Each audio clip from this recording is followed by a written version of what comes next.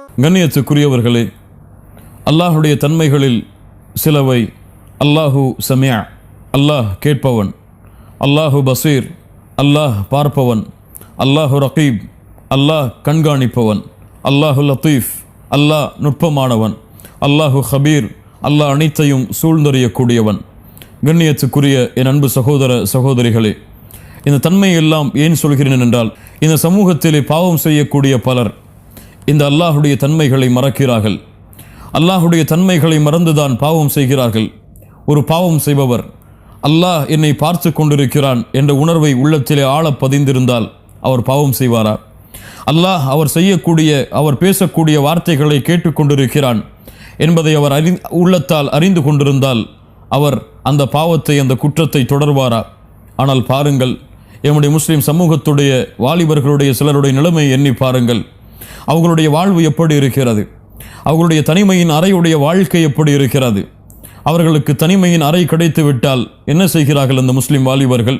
கதவுகளை அடைத்துவிட்டு, ஜன்னல்களை அடைத்துவிட்டு, யாருடைய பார்வையும் இல்லாத அந்த நேரத்தில் தவறான காட்சிகளை ஒரு முஸ்லிமான வாலிபன் பார்த்து கொண்டிருக்கிறான். தவறான பழக்கங்களை பெண்களோடு வைத்து கொண்டிருக்கிறான்.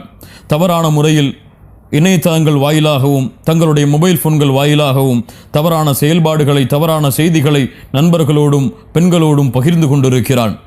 அந்த வாலிப ஆண்களுக்கும் பெண்களுக்கும் நினைவில்லையா அல்லாஹு பசீர், அல்லாஹ் பார்ப்பவன் என்று, அல்லாஹு சமியா, அவர்கள் பேசுவதை அல்லாஹ் கேட்டுக்கொண்டிருக்கிறான் என்று கொஞ்சம் எண்ணி பார்க்கட்டும்.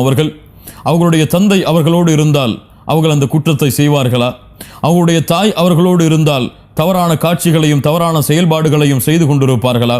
அவருடைய சகோதரர்கள், அவர்களுடைய தோழர்கள், அவர்களுடைய பிள்ளைகள் அவர்களோடு இருந்தால் அது போன்ற செயல்பாடுகளை அவர்கள் செய்வார்களா?